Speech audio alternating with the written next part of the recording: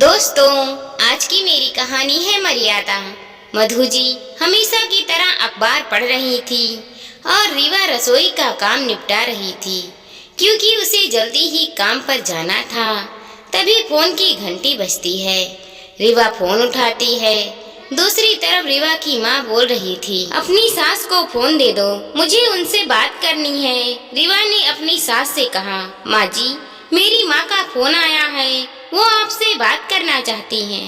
रीवा ने अपनी सास मालती जी को फोन देते हुए कहा, अच्छा, पर तेरी माँ मुझसे क्या बात करना चाहती है? फोन पकड़ते हुए मधु जी बुदबुदाई, मम्मी जी, वो आपसे राहुल की कुछ शिकायत करना चाहती हैं। ये सुनते ही मधु जी आग बबूला हो गईं और बिना बात किए ही फोन काट दिया। क्या राहुल की शिकायत करना चाहती हैं?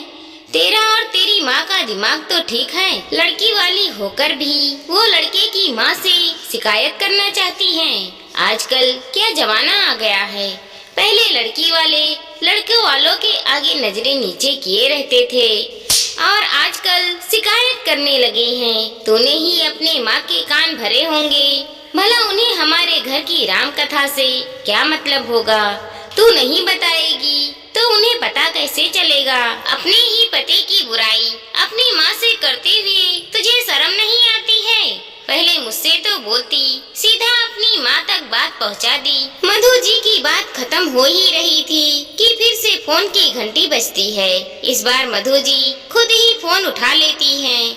उधर से रीवा की मम्मी बोलती हैं, समधन जी नमस्ते, आपके और घर परिवार का क्या हाल है? अल्पना जी का मधु स्वर सुनकर मधु जी भी सम्मान हो जाती है।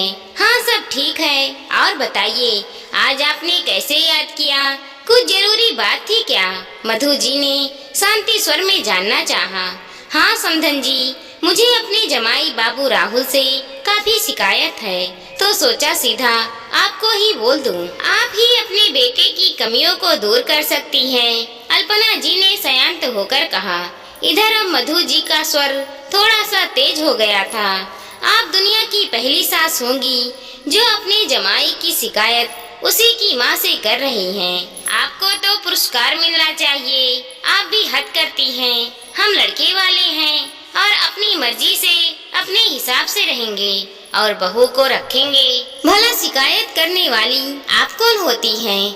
आप अपने रिश्ते की मर्यादा में रहिए तो अच्छा रहेगा, वरना मेरे बेटे के लिए हजारों लड़कियां आज भी लाइन में खड़ी हैं। शाम तक आपकी बेटी को वापस भिजवा देंगे। मधु जी, मैं दुनिया की पहली सास होंगी जो आपके बेटे की शिकायत आपसे कर रही हूँ। शिकायत तो हर सास को अपने जमाई से होती है, पर वो कुछ कह नहीं पाती है और अपनी बेटी को दुखी देखकर दुखी रहती है। जब आपके बेटे की गलती होगी तो आपको ही बोलूंगी, दुनिया भर में ढिढोरा पीटने नहीं जाऊंगी।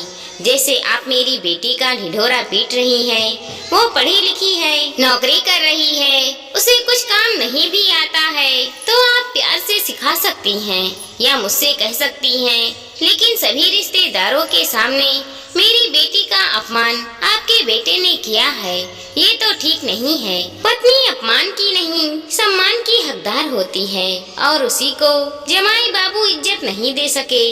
रीवा ने आपसे भी कहा था, लेकिन आपने उसकी सुनी और अनसुनी कर दी, तो वो क्या करे, यूं ही घुटकर जीती रहे। रात को भी जमाई बाबू देर से आते हैं, उसे समय नहीं देते हैं और हमने दोनों की विधिवत शादी करवाई है। कोई सामान आपके घर नहीं भिजवाया है, जो पसंद नहीं आया है तो वापस भिजवा देंगे। आपके बेटे को हजारों लड़कियां मिल जाएंगी तो मेरी बेटी भी पढ़ी लिखी कमाऊ है, उसे भी कई लड़के मिल जाएंगे। आप अपने बेटे को समझाओ, उस पर ध्यान दो। अब शादी हो गई है तो उसके कुछ फर्ज भी बनते हैं, वो अपने फर्ज से पीछे कैसे हट सकता है? आज आपकी बेटी पर कोई दुख आएगा तो क्या आप चुपचाप सहेंगी, कुछ ना करेंगी? अभी तो आपकी बेटी आपके पास है, लेकिन जब उसकी शादी होगी और उसे अपने पति और अपने ससुराल वालों से कुछ शिकायत होगी तो वो किससे कहेगी? समधन जी, अब पुराना जमाना बदल गया है। बेटी दी है तो उसकी खुशी की जिम्मेदारी भी हमारी है। बेटी को कोई तकलीफ होगी, शिकायत होगी तो हम मायके वाले उसका पूरा साथ देंगे। ये नहीं कि तेरा घर है तू जाने, ये कहकर पल्ला नहीं झाड़ लेंगे। बेटी जिगर का टुकड़ा होती है, वो जीवन भर सुखी रहे, हर माँ यही चाहेगी। जब सास बहू की शिकायत मायके वालों से कर सकती है तो बेटी की माँ जमाई की शिकायत उसकी माँ से क्यों नहीं कर सकती है। आजकल तो बराबरी का जमाना है, बेटियाँ भी किसी मामले में बेटे से कम नहीं होती। ये सुनकर मधु जी की बोलती बंद हो गई, क्योंकि आज उनकी समधन अल्पना जी ने जो भी कहा कुछ गलत नहीं कहा है। अभी 2 महीने पहले राहुल और रीवा की शादी हुई थी। दरअसल राहुल अभी शादी करना नहीं चाहता था और मधु जी राहुल की शादी करा के जल्दी से फ्री होना चाहती थी। उनका मानना था कि बहू आए और घर संभाल ले, पर राहुल के लिए जो रिश्ता आया वो रीवा का था। रीवा एक प्राइवेट कंपनी में काम करती थी और उसके घर वालों को राहुल पसंद भी आ गया था। राहुल की एक छोटी बहन थी जो अभी कॉलेज में ही पढ़ रही थी। राहुल ने मधु जी के कहने पर शादी तो कर ली थी, पर वो अपनी पत्नी के प्रति कोई जिम्मेदारी नहीं निभा रहा था। वही पहले की तरह दोस्तों के साथ देर रात तक बाहर रहना और उनके साथ ही बाहर घूमने चले जाना। रीवा दिन भर काम करती और रात को राहुल का इंतजार करती, पर राहुल देर रात आता और सो जाता था। इस बात को 1 महीने और अब 2 महीने हो गए थे। रीवा ने अपनी सास से कहा था, पर उन्होंने यह कहकर टाल दिया, मर्द है, बाहर घूमने भी जाएगा, शादी हो गई है तो इसका मतलब ये थोड़ी है कि तेरे ही पल्लू से बंधा रहेगा। यह सुनकर रीवा बहुत परेशान हुई और उसने अपनी माँ से कह दिया ताकि इसका कोई तो हल निकले। मधु जी 2 मिनट तक तो चुप रही, फिर बोली, समधन जी, मैं आज ही राहुल से बात करूंगी और उसे समझाने का प्रयास करूंगी। आखिर बहू के प्रति भी उसकी कुछ जिम्मेदारियां हैं। अल्पना जी की शिकायत की बात मधु जी ने अपने बेटे राहुल से कही और उसे समझाया कि वो रीवा के साथ अच्छे से व्यवहार करे और उसे पूरा सम्मान दे। कुछ दिनों में सब सम्मान हो गया। अल्पना जी ने मधु जी को फोन करके कहा, आपको बहुत बहुत धन्यवाद, आपने हमारी हर शिकायत दूर कर दी। नहीं समधन जी, मैं तो शर्मिंदा हूँ कि मेरे बेटे की वजह से आपकी बेटी को परेशानी हुई, पर अब ऐसा कभी नहीं होगा।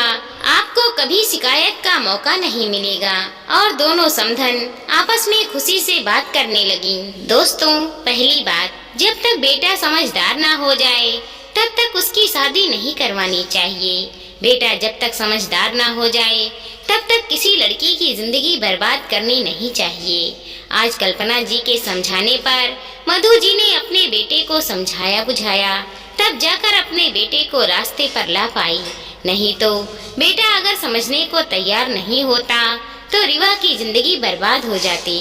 जिंदगी में कभी भी रिश्ता ढूंढने निकले तो पहले लड़का समझदार है या नहीं, ये समझ लेना चाहिए। इसीलिए समझदार बने और समझदारी से काम लें। दोस्तों, हमारी इस छोटी सी कहानी को लाइक करें, शेयर करें और चैनल पर नए हैं तो सब्सक्राइब करें। साथ ही साथ मिलते हैं अगले वीडियो के साथ। तब तक के लिए धन्यवाद दोस्तों।